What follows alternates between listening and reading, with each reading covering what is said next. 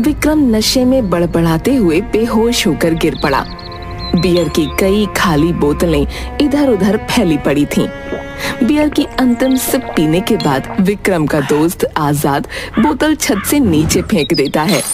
अमन और अन्य लड़के उसकी तरफ देखते रह जाते हैं। क्या यार, तुमने तो सारी की सारी बोतल खत्म कर दी यार है? उसी वक्त विक्रम के मोबाइल पर रिंग बजती है।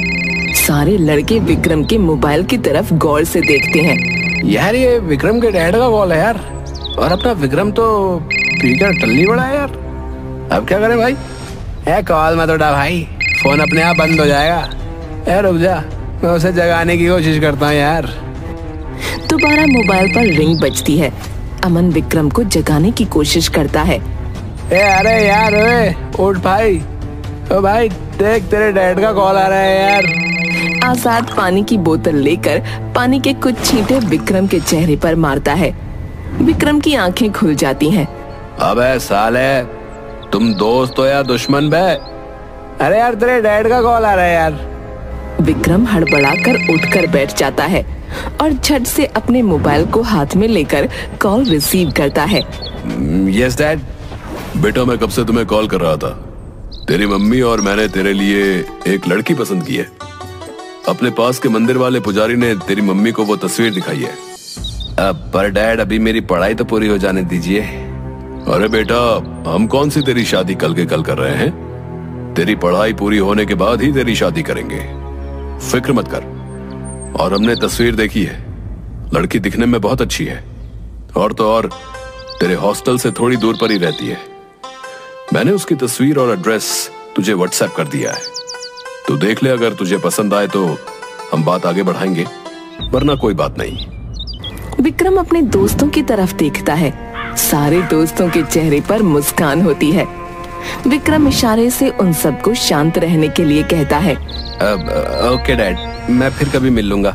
फिलहाल अभी मैं अपने दोस्तों के साथ अपनी स्टडी में बिजी हूँ। ओके बेटा, मैं फोन रखता हूँ। Love you dad. Love you too बेटा। कॉल कट जाती है। विक्रम मोबाइल पर व्हाट्सएप खोलता है और मोबाइल स्क्रीन पर एक सुंदर लड़की की तस्वीर होती है। उस तस्वीर के नीचे पुष्पा नाम लिखा होता है। नाम देखते ही सभी के चेहरे खिल उठते हैं और खुशी से वो सभी झूम जाते हैं। पुष्पा, पुष्पा।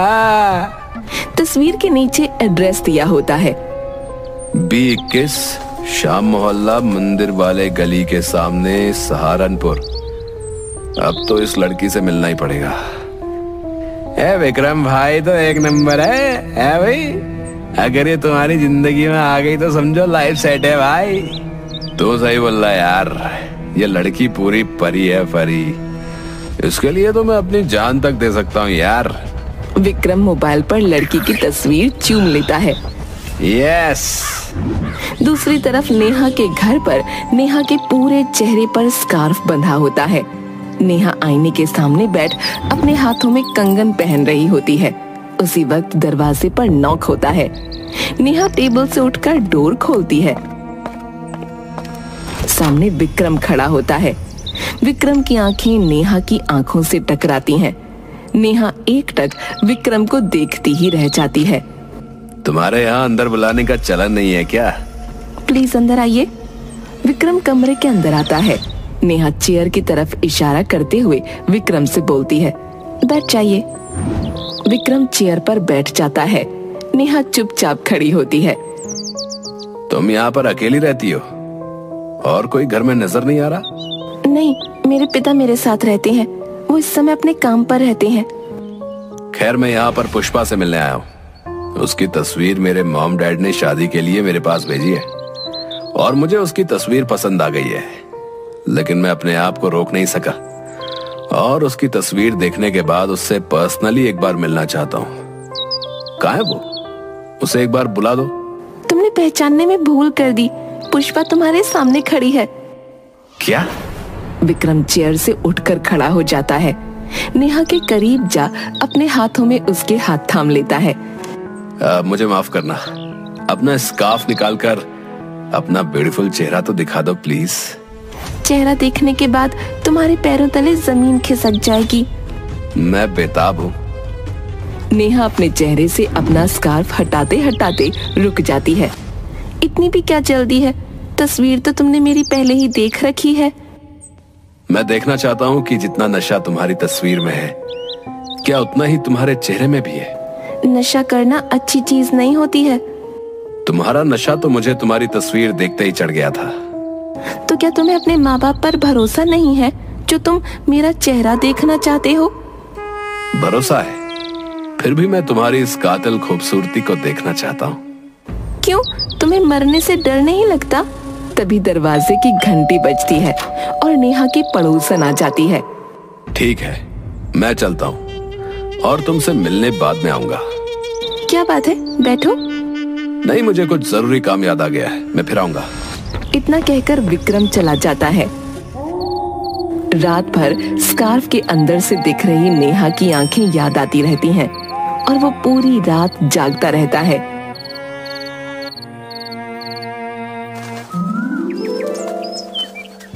दूसरे दिन वो फिर से नेहा से मिलने पहुंच जाता है। नेहा दरवाजा खोलती है। तुम आज फिर आ गए? क्या हुआ, रात भर सो नहीं सके? नहीं, बस इधर से गुजर रहा था तो सोचा तुमसे मिल लेता हूँ। अंदर आओ। आज तो अपनी खूबसूरती का चांद मुझे दिखा दो। कल तुम्हारी पड़ोसन ने आकर सब गड़बड़ कर दी थी। नेहा हंसने लगती है। मुझे पता था, इसीलिए आए हो तुम। लेकिन एक बात तो तुम्हारे बारे में मुझे पता चल गई, तुम्हारे अंदर सब्र नाम की चीज नहीं है। तुम्हारी आवाज सुनने के बाद और तुम्हारी आंखें देखने के बाद ये सब्र किस चिड़िया का नाम है मैं तो भूल ही गया। बस बहुत हो गया, आज तो मैं तुम्हारा चेहरा देख कर ही जाऊंगा। मेरी खूबसूरती तुम्हारी आंखें बर्दाश्त नहीं कर पाएंगी। चाहे मेरी जान भी चली जाए, लेकिन आज तो मैं तुम्हारा चेहरा देख कर ही जाऊंगा। ठीक है, अगर तुम्हारी यही जिद है तो आज मैं तुम्हारी ये हसरत पूरी कर देती हूँ। नेहा अपने चेहरे से स्कार्फ हटाती है। विक्रम नेहा का चेहरा देखते ही चिल्लाकर अपना मुंह मोड़ लेता है। नेहा का चेहरा पूरी तरह से जला हुआ था। विक्रम, तुमने पहचाना मैं नेहा हूँ, जिसकी जिंदगी तुम्हारी वजह से बर्बाद हो गई। एक समय था जब तुम मेरे प्यार में दीवाने थे, दिन रात मेरा पीछा किया करते थे। पर जिस दिन मैंने तुम्हारे प्यार को ठुकरा दिया, उसी रात कुछ अनजान लोगों ने मेरे चेहरे पर तेजाब फेंककर मेरा चेहरा पूरी तरह से बर्बाद कर दिया। और हमारे देश की लाचार पुलिस और कानून व्यवस्था तुम्हें एक दिन भी सलाखों के पीछे नहीं रख पाई। मैं क्या कर सकता हूँ? मैं पूरी तरह से निर्दोष था, इसलिए पुलिस ने मुझे छोड़ दिया।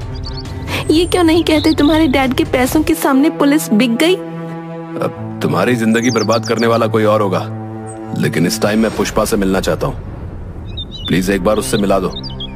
जिस दिन से उसकी तस्वीर देखी है मैंने, उस दिन से बस दीवाना बन बैठा हूँ उसका। फिक्र मत करो, वो टाइम भी जल्द आएगा जब तुम्हारा सामना पुष्पा से होगा। लेकिन अब तुम यहाँ से जा सकते हो। विक्रम कुछ सोचते हुए नेहा के सामने से मुड़कर चला जाता है। नेहा गुस्से में टेबल पर रखे ग्लास को उठाकर शीशे पर फेंकती है और शीशा टूट जाता है। दूसरी तरफ विक्रम अपने दोस्तों के साथ सिगरेट पी रहा होता है। सारे दोस्त बारी बारी से एक ही सिगरेट एक दूसरे के पीने के बाद पीते हैं। उसी वक्त विक्रम के मोबाइल पर रिंग बजती है। देख यार, तुझे कौन याद कर रहा है? विक्रम, ये जरूर तेरे मॉम डैड का कॉल होगा। रुक, मैं मोबाइल लेकर आता हूँ। अमन विक्रम का फोन लेकर आता है। हेलो, कौन बोल रहा है? हेलो, क्या मैं विक्रम जी से बात कर सकती हूँ? यस, मैं विक्रम बोल रहा हूँ। आप कौन? दूसरी तरफ से कोई आवाज नहीं आती। हेलो, मैं विक्रम बोल रहा हूँ, कहिए। दूसरी तरफ एक खामोशी होती है। हेलो, क्या आपको मेरी आवाज सुनाई दे रही है? फोन कट जाता है। किसका फोन था भाई? पता नहीं यार, कोई लड़की थी। नहीं लड़की, तेरी किस्मत सही है भाई, एक जाती नहीं कि दूसरी आ जाती है। विक्रम मुस्कुराता हुआ वहाँ से चला जाता है। कुछ दिन तक इस अनजान कॉल का सिलसिला चलता रहा। फोन पर कोई हेलो बोलता और बाद में कुछ भी नहीं बोलता। थोड़ी देर बाद फोन कट जाता।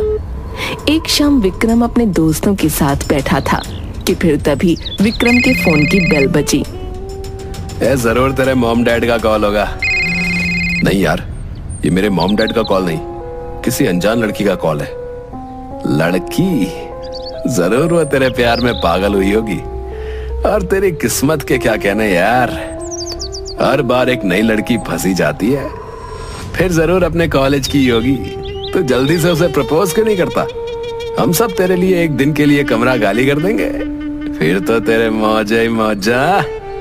ये सब तो ठीक है यार, लेकिन मैं जानता नहीं कि वो कौन है। जब भी उसके कॉल को रिसीव करो कुछ बोलती नहीं। कुछ बोलती नहीं मतलब गूंगी है क्या?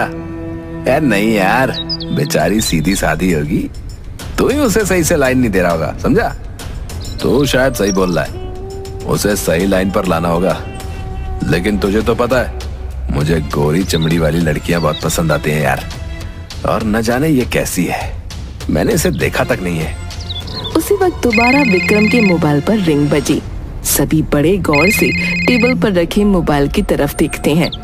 विक्रम धीरे धीरे टेबल की ओर बढ़ता है और मोबाइल को अपने हाथों में लेकर चूमता है। मोबाइल पर आ रहा कॉल अननोन नंबर से था। विक्रम कॉल रिसीव करता है। हेलो, मैं तुमसे मिलना चाहती हूँ। लेकिन आप हैं कौन? मैं आपको पिछले 6 महीने से देख रही हूँ और मन ही मन आपसे प्यार करने लगी हूँ। मैं आपकी क्लासमेट हूँ। तुम्हारा नाम क्या है? मिलने पर मैं सब बता दूंगी। सो आप मुझसे मिलने पहाड़ी के पीछे सूरज ढलने के ठीक बाद आ जाना। विक्रम पुष्पा की बातें सुन के कुछ समझ नहीं पाता। उसके दोस्त विक्रम को इशारे से हाँ कहने के लिए कहते हैं। ठीक है, मैं तुमसे मिलने आज शाम को आऊंगा, तो मेरा इंतजार करना।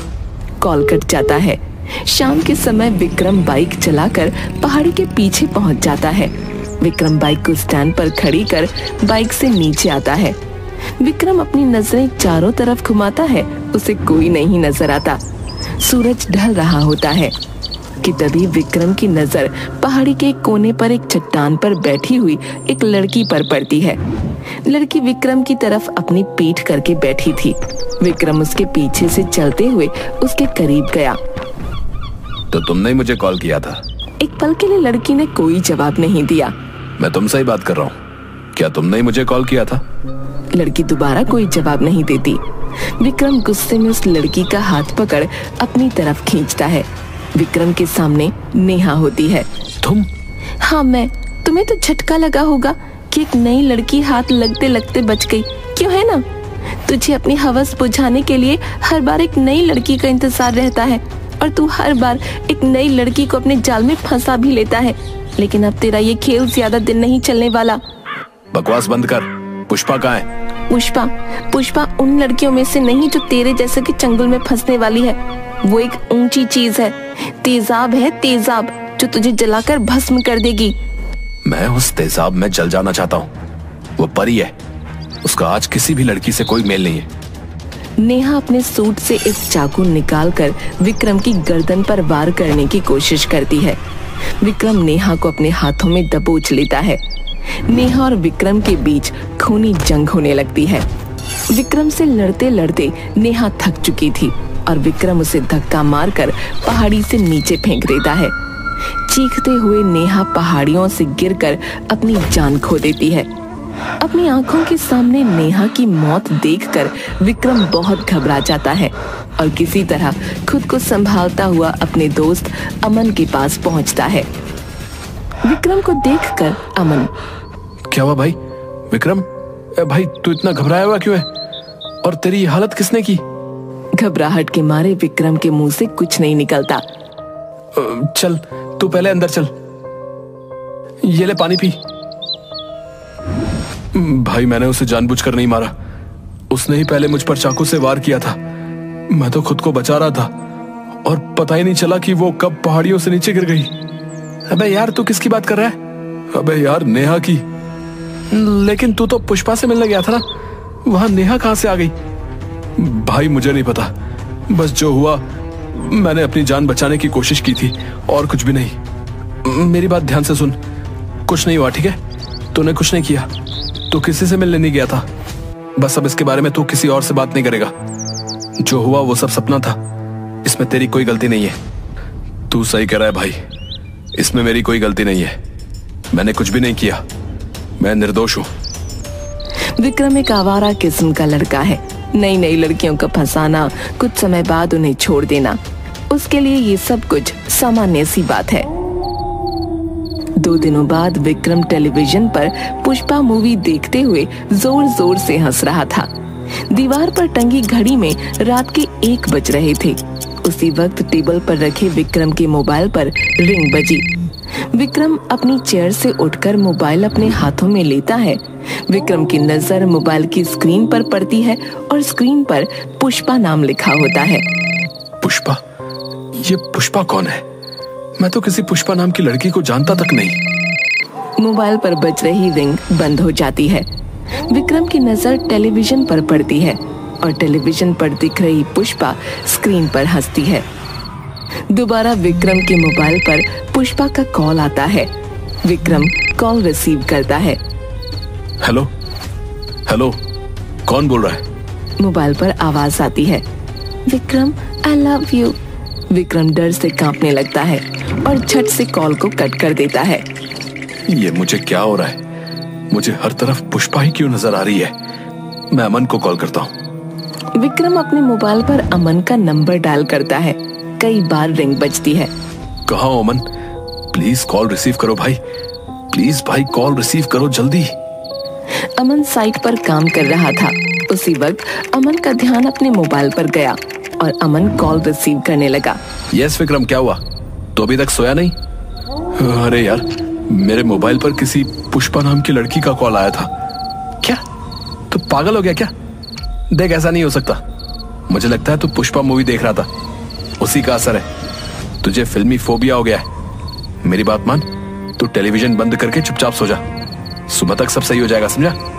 हाँ यार, तू शायद सही बोल रहा है।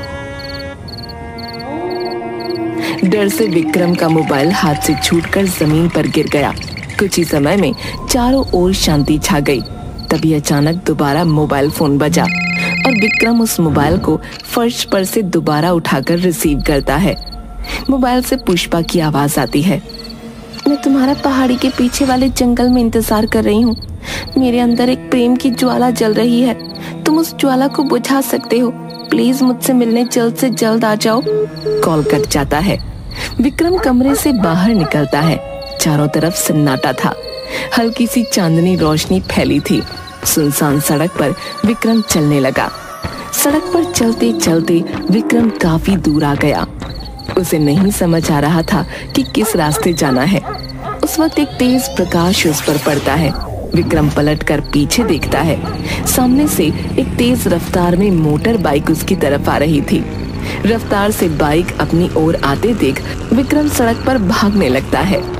भागते भागते विक्रम थककर सड़क पर गिर जाता है और मोटर बाइक उसके पैरों पर चढ़कर चली जाती है। विक्रम चीखते हुए सड़क पर पड़ा होता है। नहीं। बाइक लौटकर दोबारा विक्रम के करीब आकर रुक जाती है। बाइक को स्टैंड पर लगाकर नेहा नीचे उतरती है और अपने सर पर लगाए हेलमेट को हटाकर विक्रम के सामने खड़ी होती है। दर्द से चिल्लाता हुआ विक्रम नेहा की तरफ देखता है। पुष्पा कोई और नहीं, एक छल था तुम्हें जाल में फंसाने का। उस दिन पुलिस से तुम्हें कोई सजा नहीं दिलवा पाई, लेकिन आज तुम्हें सजा पुष्पा देगी, यानी नेहा। नेहा दोबारा बाइक पर बैठती है और दोबारा सड़क पर पड़े विक्रम के ऊपर से उसे चढ़ाकर चली जाती है। विक्रम वहीं पर पड़ा अपना दम तोड़ देता है।